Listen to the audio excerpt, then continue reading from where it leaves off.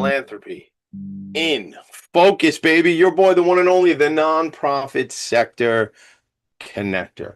And what the heck is a nonprofit sector connector? You might ask yourself, well, I'll tell you, here's what happened in my day yesterday. I get invited to ECLI Vibes. They had a press conference, and it was all about the tragedy and challenges of human trafficking here on Long Island. And human trafficking is not what you might traditionally think about. This is young people who are groomed and put into terrible situations right here on our island, and ECLI Vibes is doing the work there. And I got to be with that group for about an hour and a half learning about that. You had Sheriff Tulin. You had Lieutenant Detective Messina from the Suffolk County Police Department. They were on the panel. You had Laura Mullen, who's a survivor of trafficking and who's an advocate and works over at ECLI Vibes.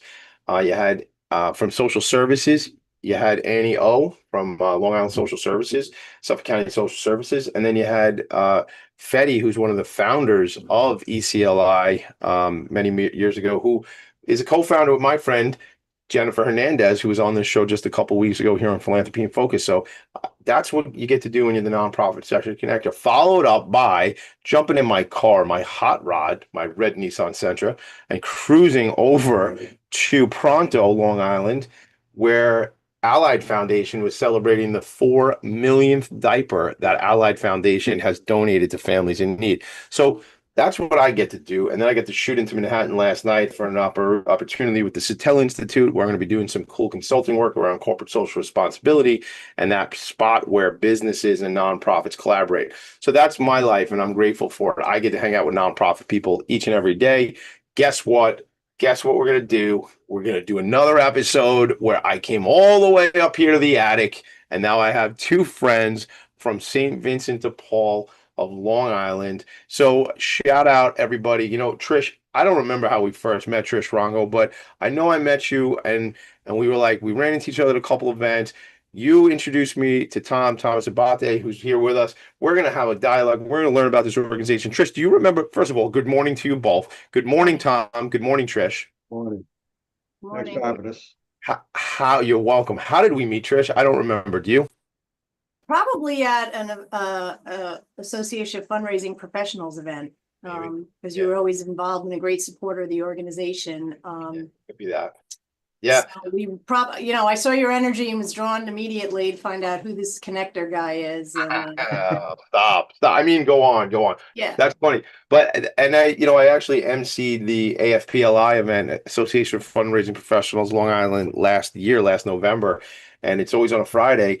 And I see that my friend and colleague Prashant Gupta is going to be the MC this year. So I will not be doing a show, gang. I'm letting you know right now. I believe it's November 7th, and it's going to be not me. Maybe I'll send my AI, Tommy D, to do the show because I will be at the AFPLI event.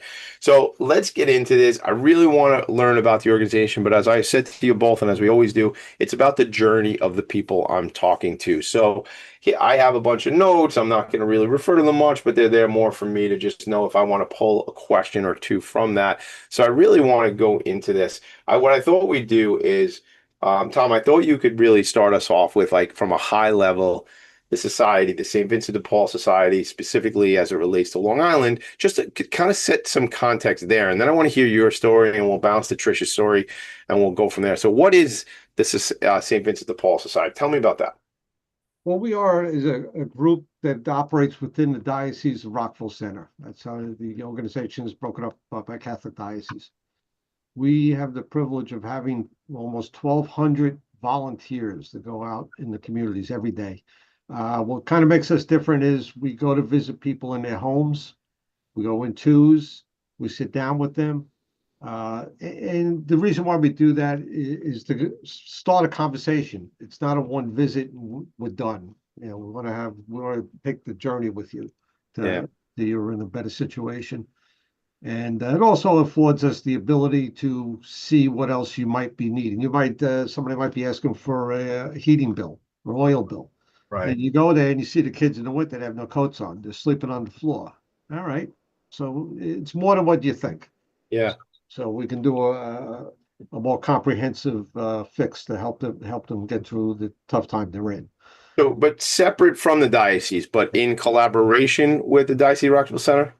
We, yes, we're in collaboration. We don't work for the Catholic Church. We are the largest Catholic lay organization in the world. Perfect. Awesome. All right. Good. Good. All right. Here's where I want to go now. Tom, I want to understand what got you to the nonprofit sector, what your journey is. And I'm going to do the same with Trish because I am all about storytelling and I'm all about story listening as much as I can because a lot of mainly I'm telling a lot of stories, but I also do listen to stories. There was a show, I usually bring it up, and it was on A&E many years ago and it was called Biography. And I loved that show. And I told on this on my show here that every time I go to Hershey, Pennsylvania, I like to watch the Milton Hershey story that they play in the lodge. Like it's constantly on a loop. And like he talk about philanthropy. There was a good guy, Milton Hershey, like built schools and to take care of young people and things like that. So I love those stories. So Tom, how do you end up in the nonprofit sector? How did that happen? Well, I think a lot of things throughout your life, lead you to they're setting you up for the future. I grew up in Suffolk County. I raised my family in Suffolk County. And back in the day, I had a retail career. And a lot of people might recognize some of the old names. They're no longer around, Corvettes, Kurtz, Stearns, so I had a long career in retail. And somebody I knew was working at the Society of St. Vincent de Paul. And he asked me, do I want to come on and run their stores? Because we had a couple of thrift stores, run Got a it. retail operation.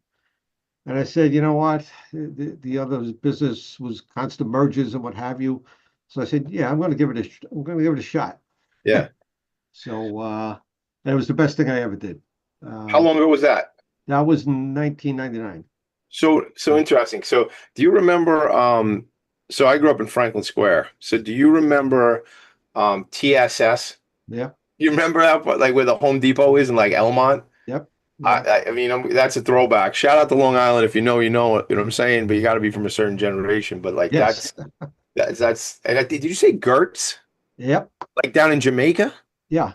Oh my God, like the Coliseum Mall and everything like that? Yeah. I worked in Queens. Yeah. In the grocery stores. Yeah, man. Wow. All right. So, gang, here's the thing. I always talk about like how did you get to the nonprofit sector? This is the first time in 225 episodes, but who's counting?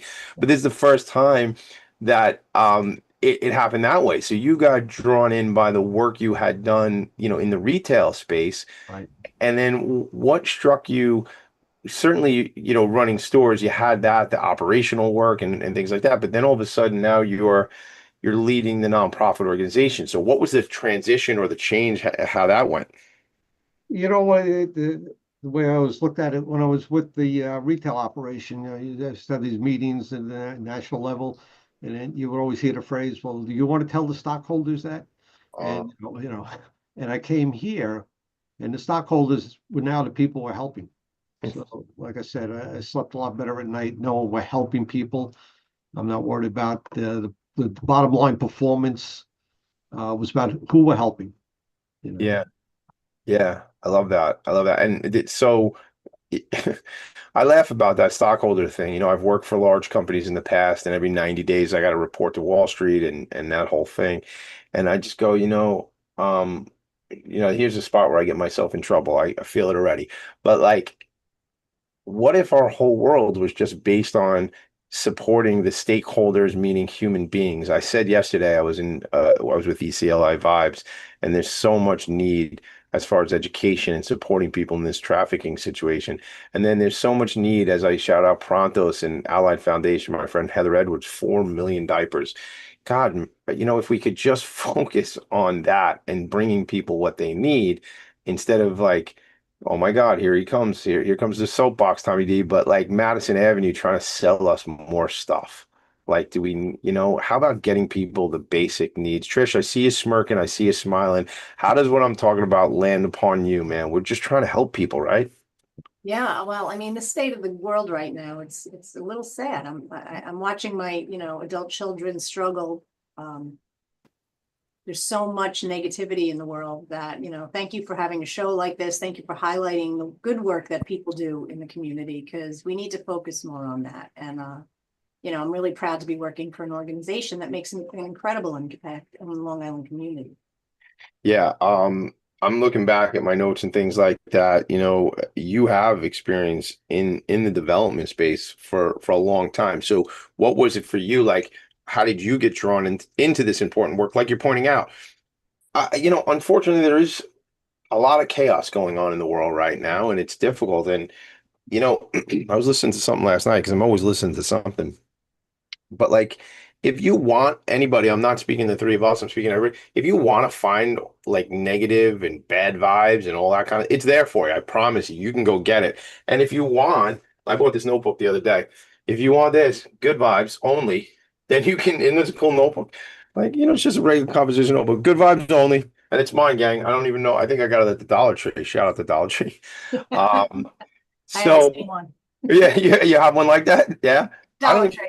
I don't want to write in it because I'm afraid I'm going to waste the pages. Like that's how I get with stuff. But good vibes, if you just want to key into the important work, and that's what this journey, I'll call it philanthropy and focus, has become, is just focusing on great work, focusing on people that are doing the work. So I started to say, Trish Rongo, how did you get to the nonprofit space? What was it for you? You were not in retail working at TSS, were you? No, I was actually in film and publishing, and I ran a dental practice before that. Okay, But cool. for me, it was it naturally evolved because when my kids were young, I volunteered at the school, be it the PTA or the Booster Club. I got involved with. I live in Huntington. I got involved with Huntington Hospital before they were part of Northwell. I was gala committee, and we did major fundraising every year. I'm really sorry about that. Um, so yeah, so after doing it, as a volunteer, I also became a part of and I'm a past president of the Junior Welfare League of Huntington, which was a grassroots organization founded in 1958 that sort of has a similar message as we do here at St. Vincent de Paul, which is a hand up, not a handout, because we want to improve the situation and provide a family with stability and sustainability. Yeah. So after doing all of that, I suddenly noticed that there was a career path that it was leading me to. So my first nonprofit job was with the Cold Spring Harbor Whaling Museum. I was the development manager there. I worked with the educators, developing programs that I could then promote and try and get funding for. After that, I was the executive director of Townwide Fund of Huntington, great organization. I went over and I was development at a nonprofit assisted living facility. And then I got a call that somebody was looking for a development director here at St. Vincent de Paul. And truth be told, I mean, we're not just bins. And I say that because I grew up seeing the green bins, but never really knew the story behind them or the organization or what they did. So when I got the call, I came in. Of course, I researched the organization a little more thoroughly before my interview. And, it really aligns with what my personal ideals and mission is. So I took the job. I've been here a year now, and I'm really happy to be here and happy to be on this with you, Tommy. I love it. I love it. I'm happy that you're here. Shout out to all my development people, man. I love all the development people because you guys make it happen. You're out there on the front lines telling stories. It is all about storytelling. It is all about, I look at some of my notes. It's all about what I want to dive into when we come back. It's all about the term working poor. It's right. That's the story. Who are we supporting? Hand up, not hand out, right? You know what also caught me too in that last piece there, Trish, as you said, we're more than just the green bins, right? So we know if you know, you've seen the green bins, right? But I've had my friend Randy and I've had my friend Tammy, both from the Girl Scouts, Nassau and Suffolk, respectively, Randy and Tammy out in Suffolk County, Randy in Nassau County.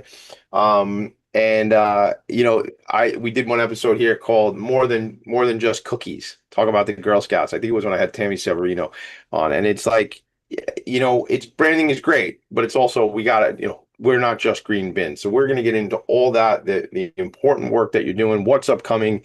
Believe it or not, we gotta take a quick break. I told you it goes fast, man. It goes fast, like a Having fun, Tommy. We're we're having gonna have fun. fun. That's it. So we come back. I want to talk more. So first of all, love the journeys. Love hearing the stories about how you got to where you are, and now you're together at this organization. I want to dive in more to what the organization is doing, the programs, and as always, how can we help and how can we make an impact? So we're gonna take a quick break. Philanthropy in focus. Right back. Are you a conscious co-creator? Are you on a quest to raise your vibration and your consciousness? I'm Sam Leibowitz, your conscious consultant, and on my show, The Conscious Consultant Hour Awakening Humanity, we will touch upon all these topics and more. Listen live at our new time on Thursdays at 12 noon Eastern Time. That's The Conscious Consultant Hour Awakening Humanity, Thursdays 12 noon on talkradio.nyc. Are you a high-achieving, growth-oriented leader? Are you interested in developing your authentic leadership while creating a healthy, inclusive workplace? Hi, I'm Dr. Mira Brancu, host of The Hard Skills on talkradio.nyc at 5 p.m. Eastern on Tuesdays, where we discuss how leaders develop the hard skills needed to make a greater impact. We interview experts, have live coaching, and tackle these challenges. Listen to The Hard Skills on Tuesday at 5 p.m. Eastern on talkradio.nyc. Are you a purpose-driven individual looking for deeper healing, clarity, and growth? Welcome to the Expansion Room, a transformative space for purpose-driven individuals. I'm Siobhan Larice, host, licensed therapist, and coach. Join me every Wednesday at 5 p.m. Eastern Time on talkradio.nyc. You're listening to Talk Radio NYC. Uplift, educate, empower.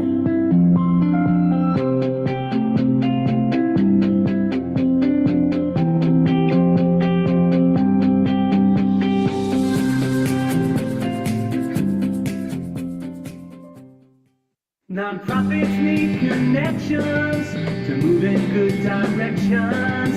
So cut through all the static. Join Tommy in his attic.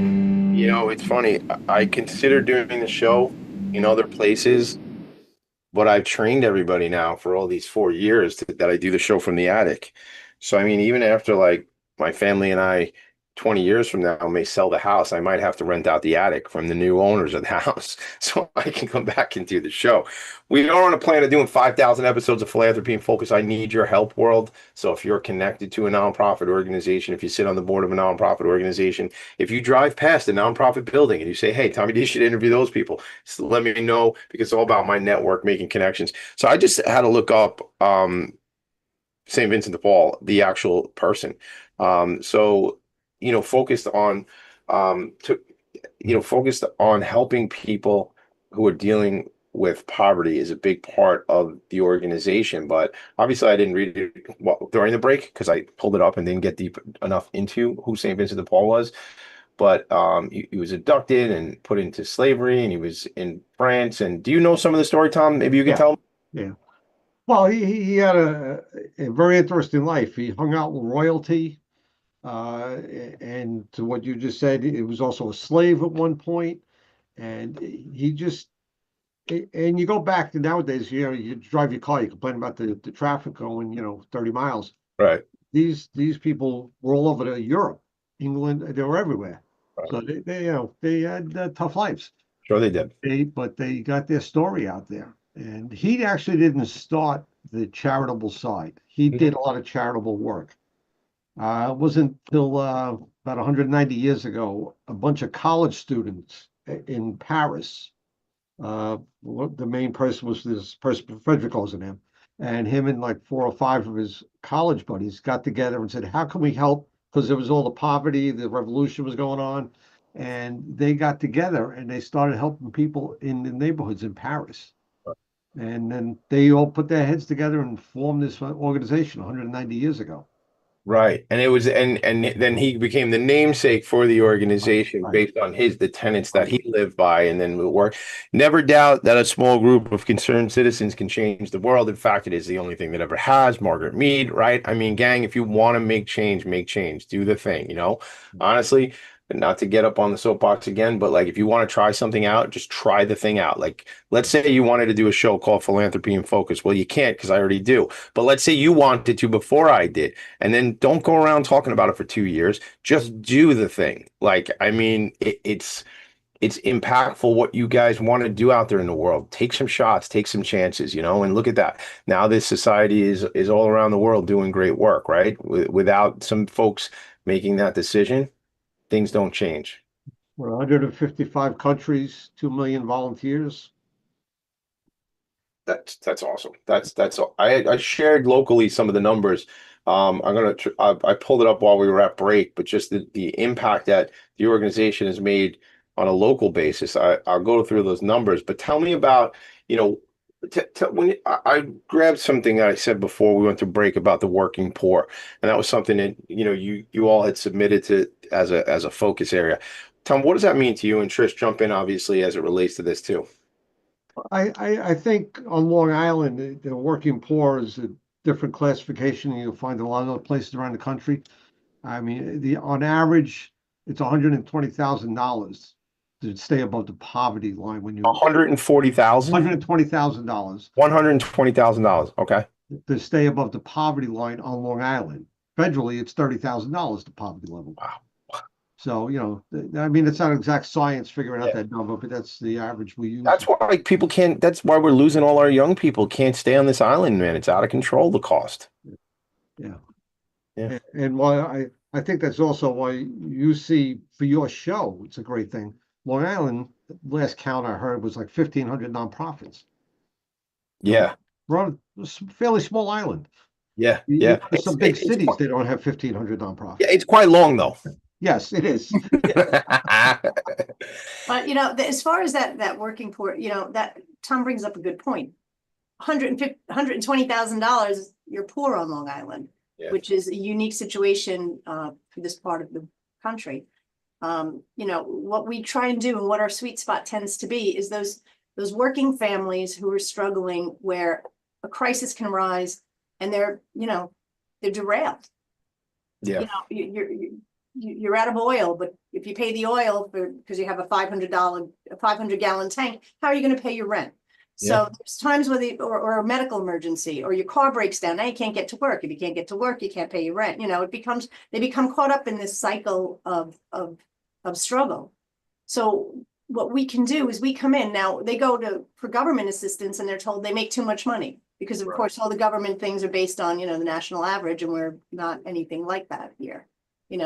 So they're told they make too much money for assistance, but where do they turn? Because they're struggling. And that's where we can really come in. And as Tom said, when you make a home visit, you can assess all the needs. It may be that they need their oil tank filled for the winter, but the kids don't have coats. So that's where your donations and our thrift stores and everything starts to come together. And it's a process that a lot of people don't understand, how we get from putting something in the green bin to then, having it go to one of our neighbors. The thrift stores fund the programs and pay for the lights that stay on in the store and the gas that runs the trucks and the employees that carry your furniture out of the house. But we're a non-for-profit. Yeah. And when neighbors need stuff, we provide it, be it a bed or a kitchen table or anything that's going to improve the quality of their family life. And then we also sell stuff in our thrift stores, which is great fun because everybody loves thrifting now. I'll tell you, I had on a pink linen suit yesterday, and which I've been known to wear. I've seen that suit. You've seen that suit? Yeah. I mean, I might need to pick up a new one soon. But a friend of mine, we were joking about my suit, and she said to me, she's like, now either that is like custom handmade suit, or you picked it up at a thrift store. And I go, wow, look at that. Look, check out the diversity there. That's a big gap. So where'd you get it? Oh, I came off the rack at Macy's. I got an angle. You go to Macy's at the right time of year, right? Listen, we talked at the Dollar Tree in the first segment here, man. I'm a bargain shopper. Shout out to TJ Maxx, by the way. I'm a Maxxinista, right? They do not sponsor the show. They probably should.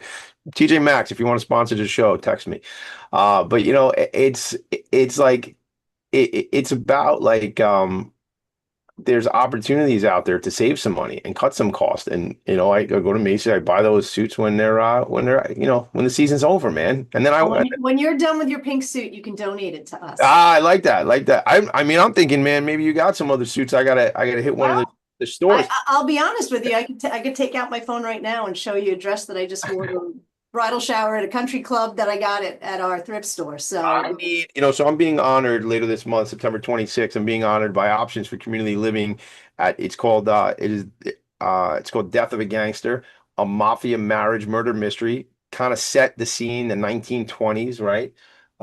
Elliot Ness, mafia gangsters, the whole deal, right? The G-men, right? The whole thing.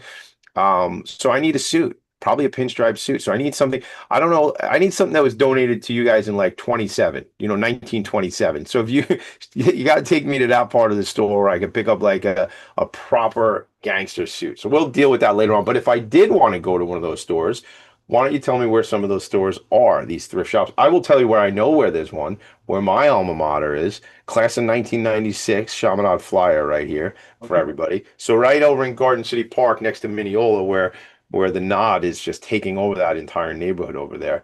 But tell me about, I see Garden City Park, I see Huntington. Tell me about the stores, Trish, and Tom, obviously, but Trish, tell me about that. So we have two thrift stores. Obviously, let's get back to the green bins that we're not just Go green ahead. bins, right? Yeah, 'Cause we're not that's where the just. story kind of starts if you're donating. So we have hundreds of bins, right, Tom? How many bins do we About have? 300. About 300 bins across Long Island. So when you see those big green bins, you know that the clothing that's going in there is going to be taken in by St. Vincent de Paul, will be sold in our stores, and it will be going to our neighbors. So that's where your donations go. Now, just a word of warning about those other donation bins. Some of them are for-profit bins. And if you don't know where listen, if you just want to get it out of your house and you don't care if it goes in the garbage or goes to into somebody's pocket as a profit, that's fine. But if you're concerned about, where your donations are going and you want to make sure they get into the right hands, or you want to make sure they do good in the community, you drop them in our bins. Mm-hmm. We then pick up, obviously, the clothing, we sort it, and we bring it to our two stores. Let's not forget, our stores are in Huntington and Garden City Park. We have some really great neighbors around there who donate fabulous items. We have furniture, household items. We have new items, gently used, previously loved items for sale. And though the money that's raised there, obviously helps, like I said, keep the electricity on and the trucks going, but it also funds our programs. There are bins everywhere. In fact, like I'm on the website, folks, and the entire island is covered in little red circles showing where the bins are. So there are plenty of bins to do the drop off. And I don't know, man, I don't know about you, but I'm a bit of like a scavenger sometimes. Yeah. And like I like to go to garage sales, and I certainly like to go to thrift shops, and because it's kind of like you could find something like really cool that like and thrifting is like a whole scene, man. Like like people, they find something. I've seen like some specifically women, like online or whatever, they find like a gown that like is really in great shape, and it's from like the turn of the century or something like that.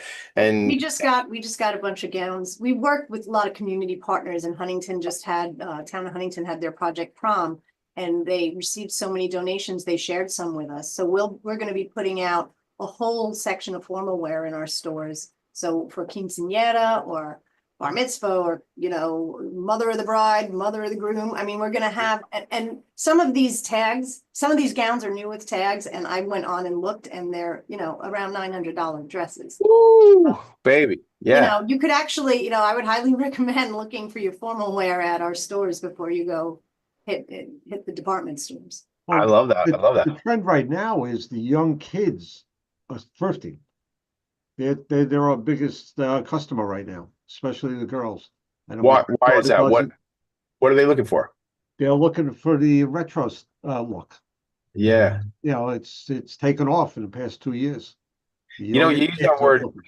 Yeah, use that word retro, Tom, and like I use the word throwback and things like that. You know what makes me crazy is this doesn't make me crazy, but I'm 47 years old. But you know what makes me crazy?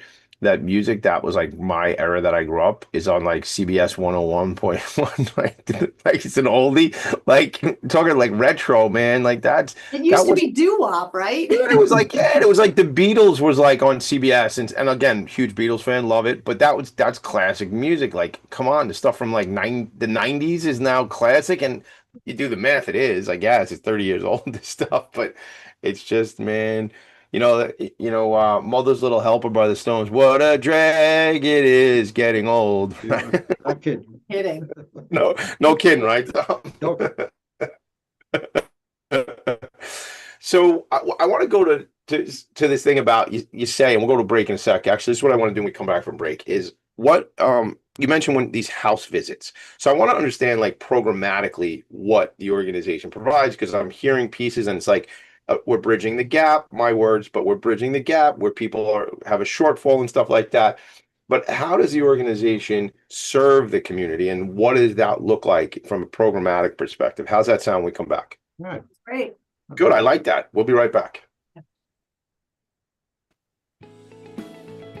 Misalignment within your sales team or with a client stalls deals and creates unnecessary friction for you and the client, resulting in up to 37% lower win rate. If you're in pre-sales, sales management, or sales enablement, and you'd like to increase revenues, win rate, margins, client satisfaction, and stay competitive, this show is for you. Hi, I'm Art Fromm, host of the Making Seamless Sales Show. Please join me live Thursdays at 7 p.m. Eastern on talkradio.nyc.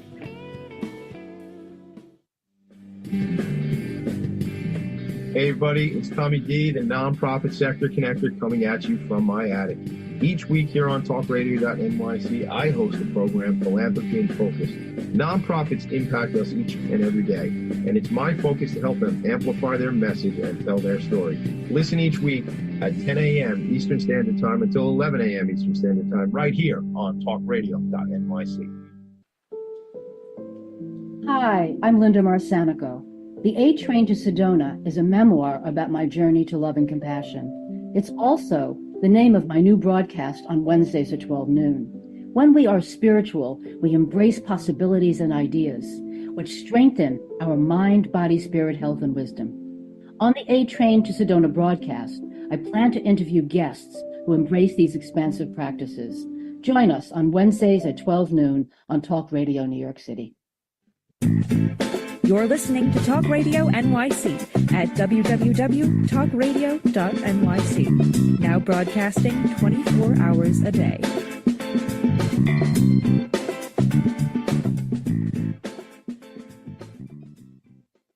Nonprofits need connections to move in good directions. So cut through all the static. Join Tommy in his attic. And joining me in my attic, at least virtually, are Tom Abate and Trish Rongo from the St. Vincent de Paul, the Society of St. Vincent de Paul of Long Island. So actually, we were talking about this, and I love history. I love stories. So I'm going to say this name. Is it Frederic or Frederick Ozanam? Right? Frederick Ozanam founded the Society of St. Vincent de Paul in 1833 while a student at the Sorbonne School of Law. During that time, as Tom mentioned earlier, France was undergoing social and economic upheaval caused by the migration of farmers to the cities. Poverty and disease were rampant. So, wow, look at that. Poverty and disease were rampant. People needed support. And a group of folks was like, hey, man, it would be cool if we actually helped each other out. Wow, what a novel idea. Dripping with sarcasm for you all today. Come on, gang. Isn't that what we're supposed to do? Supposed to look out for your fellow man, woman, or child. The person next to you needs your support. You reach out. Also, it says here, need, not creed. That determines who is helped. While there is an affiliation with the Catholic Church, the Society of St. Vincent de Paul helps anyone in need, regardless of their race, religion, age, citizenship status. If that's not more important than ever, that last piece right there. Likewise, no work of the charity is foreign to the society, and it says, consequently, we provide financial and material assistance along with emotional and spiritual comfort to help people facing all sorts of challenges. Hashtag ending the stigma together. That's a show I do, and it's a phrase I love to use. Ending the stigma around mental health issues, ending the stigma around homelessness, ending the stigma around poverty.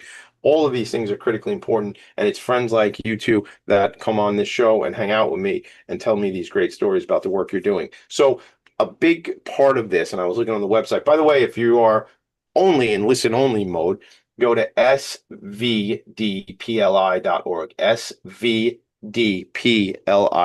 That's the website. Check it out. The home visit. What does that mean?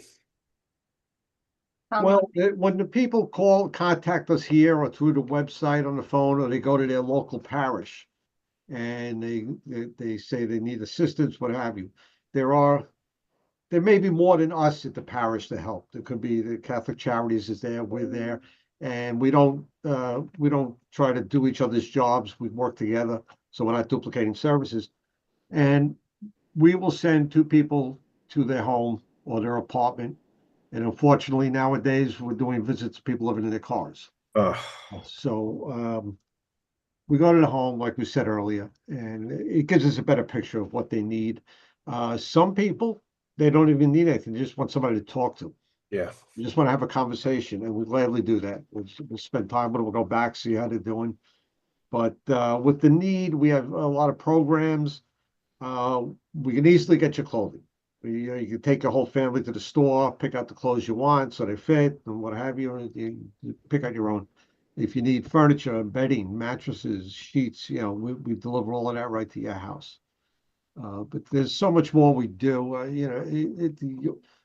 Somebody might need a wheelchair, right? We usually have some wheelchairs. We've have in the past installed the electric lifts to go up the staircases in the houses. Whatever it needs, if we can do it, we'll do it. And and the thing with us too is we are a Catholic lay organization. Some people just want to pray, and if they want, we're there for them. We don't make you have to pray because we're Catholic. Right. Some people just want a little spiritual nudge, to help them through the tough times. Do you find that many of the folks that some of the descriptions of what you're talking about makes me believe a lot of the folks you're serving and supporting are elderly people? Is that a big part of who you're working with? I think more and more we're seeing younger and younger people. Is that right? That Okay. need the help. Yeah. Yeah. We've helped, here and there, a young lady, but a single mother. That's one of our biggest programs. A single mother, and when we say single mothers, we've also helped single fathers. They're Sure. out there, Yeah. but they're the minority, and Yeah. to help them get their kids through a tough spot. Many years back, there was a case out in Suffolk County, and this group was our group was spending a lot of money. I'm like, what's going on out there? So I went to their meeting, and they had a mother of 8. The father just left them. They were living in a van, and yet this mom was making sure the kids that were in school were going to school every day, getting back, taking care of the younger kids that weren't in school yet. And I'm sitting there. I was going out there to tell them, "What are you doing with all this money?" I said, when I left the meeting, I said, "We got to find them more money. We got to help this lady." I said, "Well, Yeah. But as I Yeah. say, for the stories, you never know what story you're going to hear." No, so Trish, thank you, Tom. I want to ask you this, Trish. So you said you're a mom of adult children, right? So when, I was making a joke last night. Somebody said something about being a mother. I said, my wife is a mother. I'll never be a mother. I'll never know that level of connection, right? I just won't. I have 4 children. I'm a dad, right? I'm a father. But when you've had some interactions either here at St. Vincent de Paul or at other, even at, when you were at Huntington Hospital or some of the other work you're involved with, what is that like when you meet with a mom who wants everything for the child and is just restricted by access, restricted by funding? Talk to me about that. Yeah, that's a big part of who we help. We have a program called SMART, Single Mothers Accessing Resources for Transformation. Sorry about that. But it doesn't necessarily just apply to mothers. It's for single dads, single parent households. It really, that's a growing population, and they're always challenged.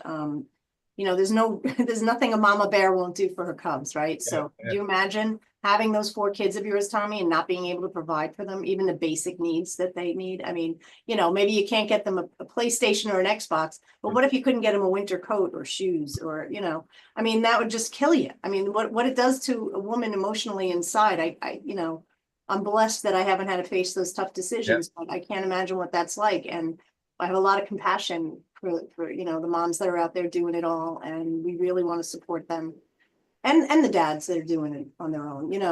It's a growing population, and they're struggling, especially here on Long Island, where cost of living is so high. Yeah, and I think that's a big misconception, like that people think Long Island is the Hamptons, and even the Hamptons isn't what people think the Hamptons are. Like, Oh, I know an organization called Hamptons Community Outreach, and I was just like you. I used to, be a wise guy about going like, you know, uh, people actually think the Hamptons is just like what you would see on TV or something like that. No, there are people who are struggling in the Hamptons. That's why there's organizations. Shout out to Hamptons, Hamptons Community Resource Organization, because they're doing that work. I want to ask you a question because I was out with my friend Heather Edwards yesterday.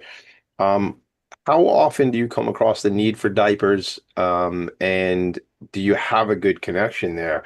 Have you worked with the Allied Foundation or some other places? We haven't, but don't think my wheels weren't turning when you were Yeah, saying yeah, yeah. that. Well, that's what we do. That's why Tommy D. I guess that's where you get the name from, huh? You know what? When you make up a name called the Nonprofit Sector Connector, you better figure out what it's all about, and you better do it. But Yeah, that's why well, we're gonna meet next that's week. part of community partnership between the nonprofits is really important on Long Island, and I think that for the most part, they're all open to it. We have community partners that we work with, and I will definitely be looking into those diapers. We'll talk about that. I mean, 4 million. Tom, it seemed like you wanted to jump in on that one too. No, we years back we had a large diaper collection at the parishes, and we gave them to the Allied Oh, is that right? Yeah, Oh, that's that was going back. That was going back many years ago. Yeah, that's awesome. What the circle of life, as they say. I want to understand. Believe it or not, we're going to go to another break in a couple. But before we do that, I want to understand. We mentioned these conferences, if I'm using the right word, as it relates to the parishes. And I think when I look at the notes, it's 63 different conferences or parishes. Those of us, of the Catholic faith, know the parishes, the local church and that local community. But how does that engagement work? I know you said somebody might come to the church or come to the parish, maybe they come to the rectory and they're looking for support or whatever. What happens there? What's that look like? Well, like I said, each parish has a different setup, who's in charge of of doing the intakes and what have you. But it's up to the pastor if we're there or not. It's the pastor's choice. If we have to be invited in. Got it. But we are, that's one of the only sort of restrictions we have is that we are geographically bound by. So a conference is just the group of volunteers. We call our volunteers Vincentians. If you're a volunteer for our organization, you go through extensive training and you become what's known as a Vincentian.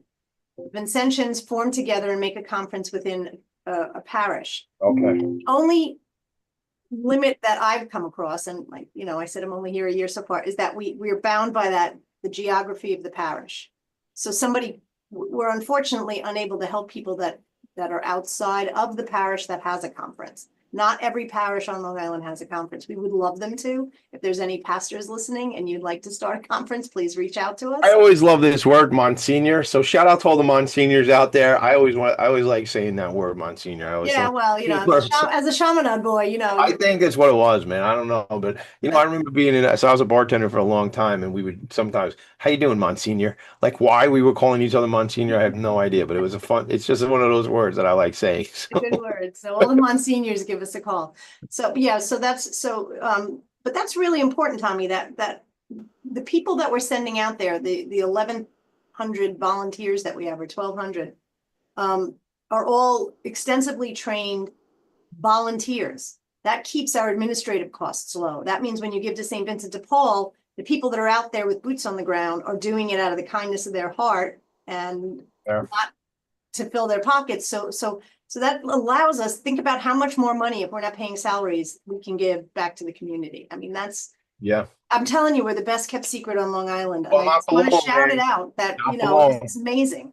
Not for long. You hang out with the Nonprofit Sector Connector, man. Secret's out. The secret is out. You mentioned that so quick. I do want to shout out all those volunteers and say, listen, if you are looking to volunteer, this is an incredible organization that you should volunteer for, and you're going to get trained up. You're going to get upskilled because you're going to be serving the public, and you're going to have to learn something, and then you become a Vincentian, that's just like cool right there. Like that's a fun thing.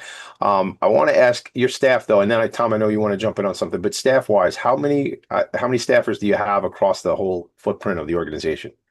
In the United States, we No, have no, I mean locally, just Long Island. here we have 72 employees. 72 employees. So shout out to those people who have made a commitment to the community, who, this is their employment, this is their job, this is their career. But shout out to those people. Being that I own an agency called Vanguard Benefits, which is an employee benefits agency, I got to shout us out just to say we just rolled out the 2024 class of inductees into the Vanguard Benefits Employer Hall of Fame. And if you want more information, everybody listening, we are taking applications and having conversations for the 2025 Vanguard Benefits Employer Hall of Fame. So go to vanguardbenefitsyou.com if you want to check out more. I never promote and never do commercials for us, but I'm starting to do it because what we're doing is driving a culture of caring inside of the organizations we hang around and work with. So you don't have to be a Vanguard Benefits client to work with us on the Hall of Fame. We could always talk about that offline. So send me an email, tdemisa@vgdny.com also if you want more information. All right, commercial aside, I think it's critically important to just acknowledge the employees that work with us who are on the front lines because they engage with the people we serve. Tom, what do you think from a CEO, from the C level? What is that like for you? We're very proud of our employees. A lot of places don't do right by their staff. We offer pension funds, we put up money aside for them. And I've watched over the 20-something years I've been here, some of our employees had young kids. These kids now graduated college. Yeah. They're still working for us. Yeah. We gave them a steady job, a big chunk, more than half of our employees have been with us over 20 years. That's awesome. Yeah. Why do you think they stay? Why do they stay so long?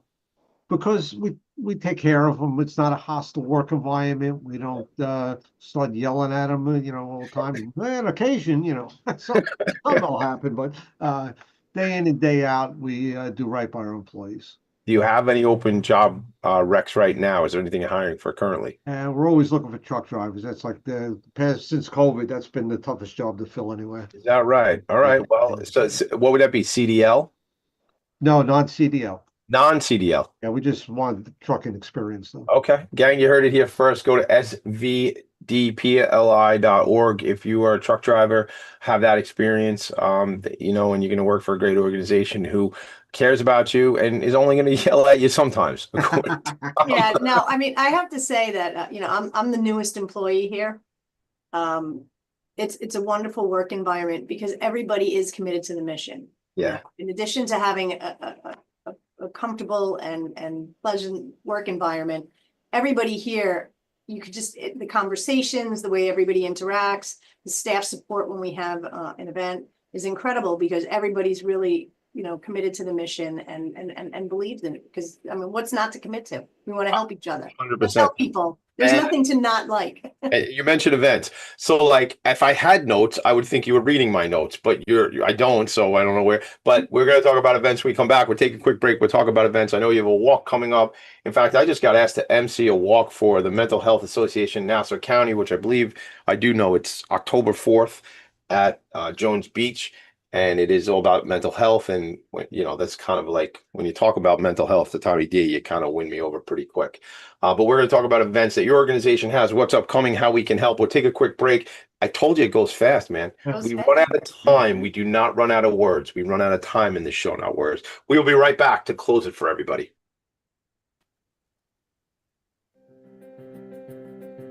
On Frank About Health, we're not just talking healthcare. We're managing disruption and innovation. Over the last 4 years, I've taken you from epilepsy and COVID to mental health, caregiving, and now the front lines of healthcare transformation. Stay tuned for a healthier future as we bring on the innovators, professionals, storytellers, and advocates who show you how to own your healthcare every Thursday at 5 p.m. Eastern Time on talkradio.nyc. Ready to serve up success with a splash? Hi, I'm Bruce Kramer, a.k.a. the Corporate Cockroach. I'm the Renaissance woman, Angie Snowball. And I'm your strategy doctor, Dr. Meltesh Desange, inviting you to serving up success with a splash. Join us as we shake things up with real talk and real strategies centered around awareness, action, and accountability. And yes, there really is a cocktail involved. Please join us and sip your way to success. Serving Serving up success with a splash, where wisdom meets happy hours. Cheers! Cheers! You're listening to Talk Radio NYC at www.talkradio.nyc. Now broadcasting 24 hours a day.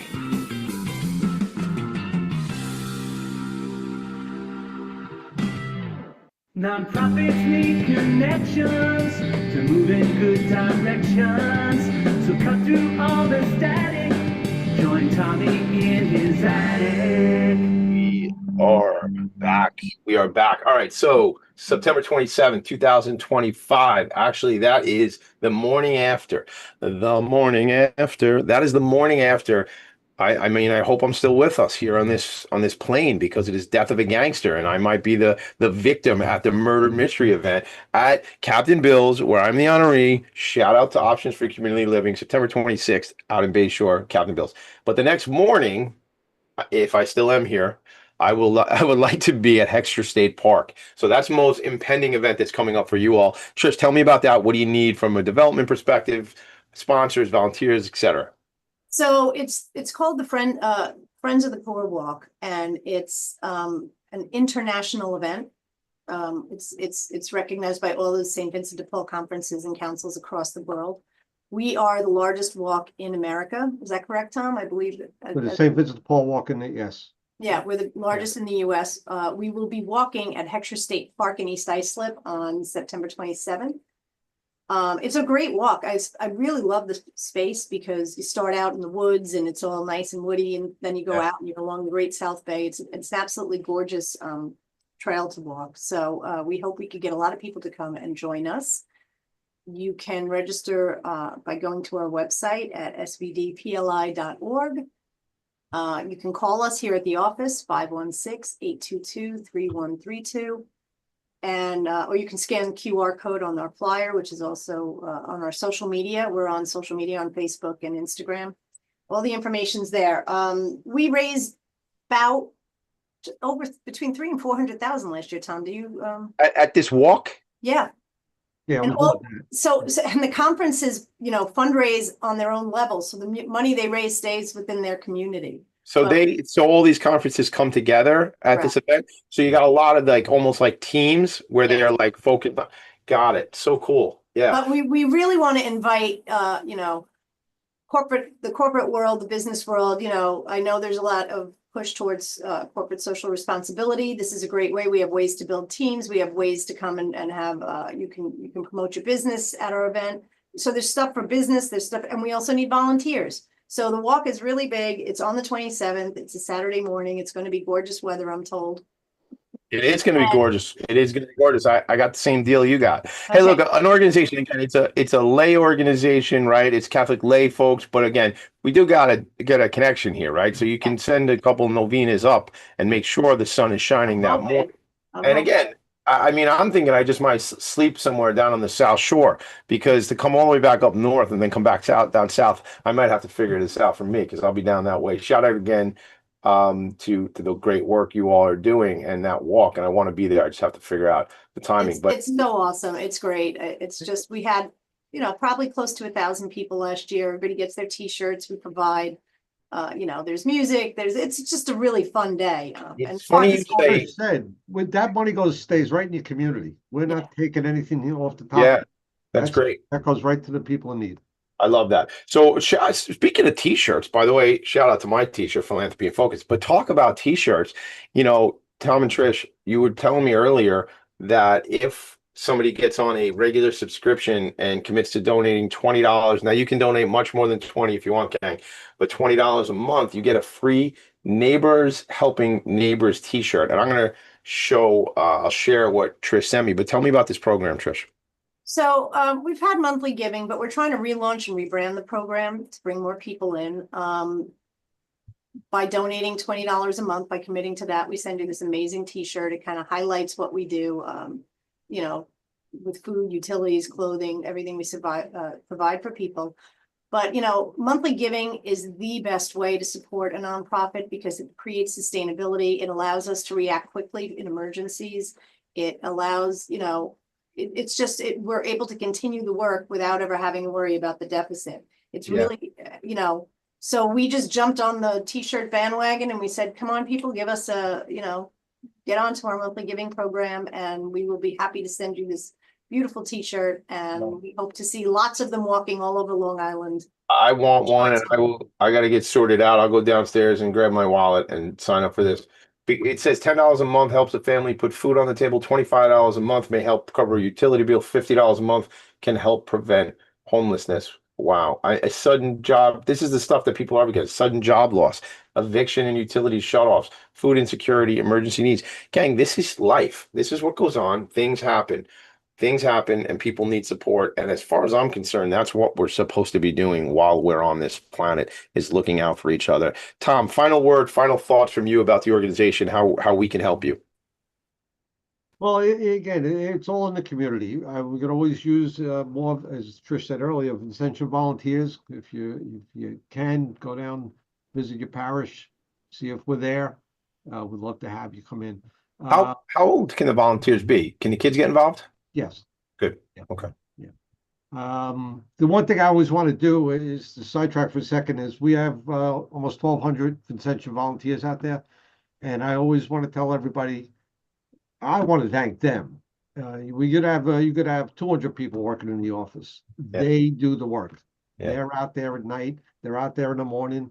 And it's really a special person that does this kind of work. So they deserve all applause for the Vincentians. 100%. Always about volunteers. Always about volunteers. Trish, from your perspective, from a development perspective, what more do people need to know about this organization? Okay, so you need to know that we're not just Vins. You need to know that we are affiliated with the church, but our money stays within our organization, because that is a question I get. We offer help for everyone, regardless of creed or any other demographic that you might think of. We would love you to come and join our walk. It's a great day. It's a ton of fun. We have a ton of events. We're actually being honored. If I could give us a shout out to ourselves, we're being honored in the HIALI Small Business Achievement Awards next week. Where and when? It is at the Crest Hollow do I have it in front of me, Tommy? You don't know? You're not going to be there? What, HIA? I was just going to say to you, like, if you, I'm a great +1, Trish. It's at the Crest Hollow. It's at the Crest Hollow on the 19th at 12 o'clock to 2 o'clock. It's a luncheon honoring a bunch of businesses on Long Island. So we're excited to be there and be in front of our fellow Long Islanders. And we have a concert coming up in November that's going to be amazing. It's local musicians doing. We've had one last year at John Ingman Theater. That'll be coming up in November. Just follow us on social media. We have a lot going on. I love that. We were quiet till I got here, Tommy. Yeah. Well, listen, that's good. Listen, don't want to be the best kept secret. I tell all my nonprofit friends who tell me that. I know they don't want to be. So here's the event, and then we got to go to break. Well, got to go to break. We got to go. And then the show, September 19th, 2025, Crest Hollow Country Club. If you live here, if you're in the nonprofit space, you basically, I told them last time I was there, I was like, you guys should probably just get me an office here. Nonprofits. Oh, look who it is. ECLI Vibes, Family and Children's Association, Girl Scouts Suffolk County, Girls Inc. All of my friends here, Marty Lyons, Hope for Youth, People's Ark. Shout out to John McGuigan, St. Vincent de Paul, right? Talking to him now. Suffolk Y, JCC, the United Veterans Beacon Home. Shout out to Frank and team out there. All right. So look, I have to be at that event. So now I will be. September 19th. All right. Congratulations on that honor. I want to be there applauding for you. I appreciate you both being here. Thank you for being my friends, and thanks for coming on the show. And listen, next step is I'm coming out for a tour. I want to see the offices. I want to see some of the stores. I want to get myself some new gear. And we'll get you a suit for your event. Since apparently my clothes look like I bought them at a thrift shop anyway, I can start shopping at a thrift shop. I appreciate you both. We got to go. The show's over. Make it a great day, everybody. I'll see you next week. Bye. Thank you. Bye. Nonprofits need connections to move in good directions. So cut through all the static. Join Tommy in his attic.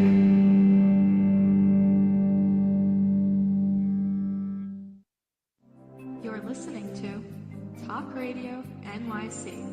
Uplift, educate, empower.